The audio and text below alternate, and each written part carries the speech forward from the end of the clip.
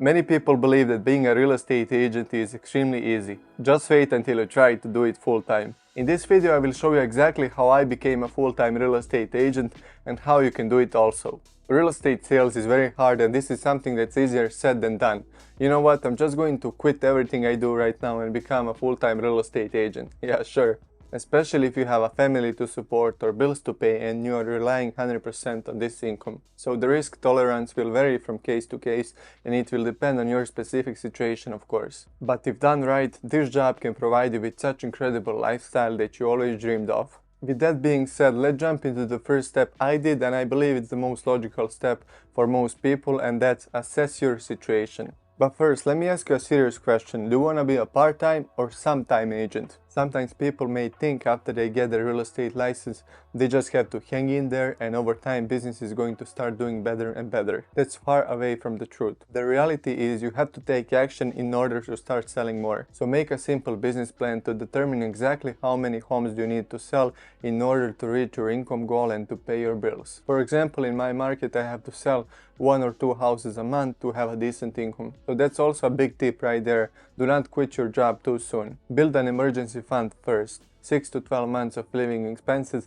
in case things don't go as planned. Real estate is very unpredictable. Even for top producing agents, deals can fall apart for many reasons. When I quit my restaurant job, I was expecting one deal to close that didn't went through because of the inspection. That's why it's good to have multiple deals under contract at the same time to make sure you're getting paid. Also, don't forget you're self-employed, so you have to put money aside for taxes and you have to pay for your own health insurance unless your significant other or family member is covering you. It's very common and I see it all the time that one spouse is working W-2 job and one spouse is self-employed. Next tip is to leverage your sphere of influence. You see, the hardest thing about this job is actually getting clients. Use your current job to tell your colleagues that you are a real estate agent and ask them if there's any way you can help them. So you starting as a part-time real estate agent can actually be an advantage for you. Some of the really good real estate agents I know used to work corporate jobs before, and this allowed them to use those relationships to sell more real estate. One of the worst things you can do, in my opinion, is just quit your job and say, hey, see you losers, I'm gonna sell real estate and make more money than you.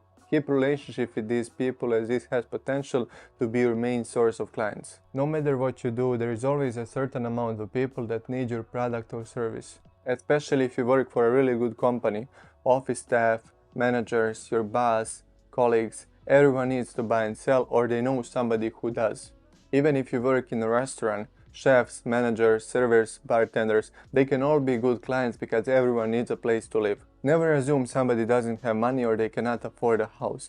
Everyone is your potential client. Next tip is to find a mentor or a coach. The common mistake people make after they get licenses, they go for these flat fee brokerages where you get to keep 100% of your commission. Don't get me wrong, some of these companies do have trainings and do have teams, but most of them do not. You have to remember that 100% of zero is still zero. If you are starting as a part-time real estate agent, one of the best things you can do for yourself is to find a good team or a good brokerage where they provide training. This can massively accelerate your learning curve. For example, I sold 10 houses my first year.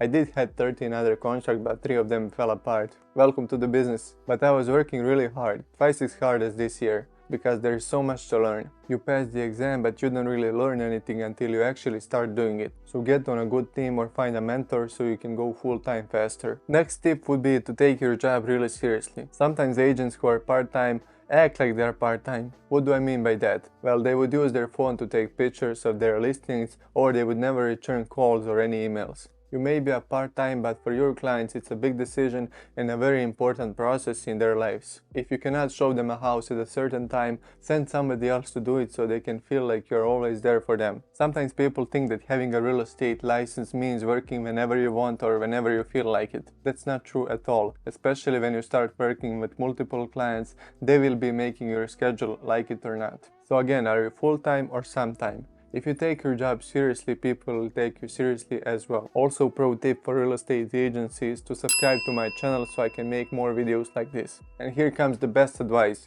Try getting listings. Many agents who are trying to build their business are focusing on home buying process instead of home selling process. So you can see social media posts, 5 reasons why you should buy a house this summer or how to buy a house, simple step-by-step process. or 3 tips for first-time home buyers. And there is nothing wrong with that, but you have to understand that the listings are the name of the game. In my first year I got 10 listings and I only had 2 buyers that became listings because they were home flippers. The amount of hours you spend on listings is incredibly less than the amount of time you spend working with buyers. So if you just take listings, you will have much more time that you can spend getting more listings. But there is a catch. Getting listings is more difficult and it's also more stressful. You have to negotiate your commission and tell the seller the exact plan to list and sell their house. And on top of everything, if you just go after listings, you are competing with top producing agents in your market who work real estate 24/7. But that's exactly why you should ask your friends and colleagues if they're looking to sell. And again, joining a team might help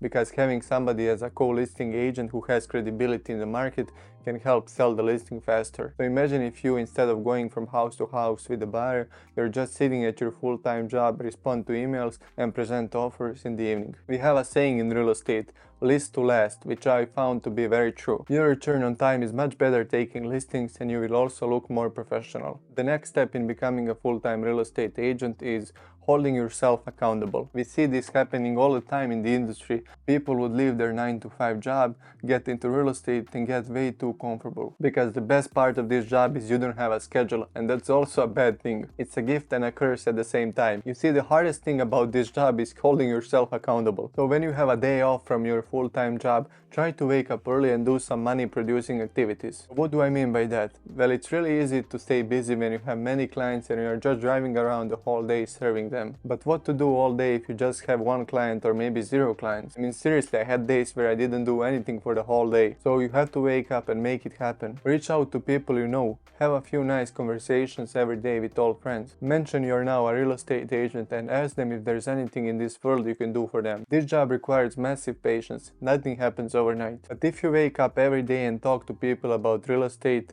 after a few months this will compound and you will be getting a lot of business. The worst thing you can do is just do nothing all day and wait for a miracle to happen. As we said before, it all comes down to relationships in this business. Go to events, sports games, birthday parties, baby showers and meet new people every day. More conversations, more appointments, more sales. All that said, do not burn yourself out trying to chase this version of success. Do not compare your situation to someone else's life. Even the best ones out there have their problems and their struggles. Becoming a full-time real estate agent is not easy at all and you have to be dedicated to success. A couple months ago I switched to EXP Realty and I genuinely believe this is one of the best models in the real estate industry ever made. But I will make a separate video talking just about that. However, I do have a link in my description if you want to schedule one-on-one Zoom call where I can explain ins and outs of this model. Thank you so much for watching and see you in the next video.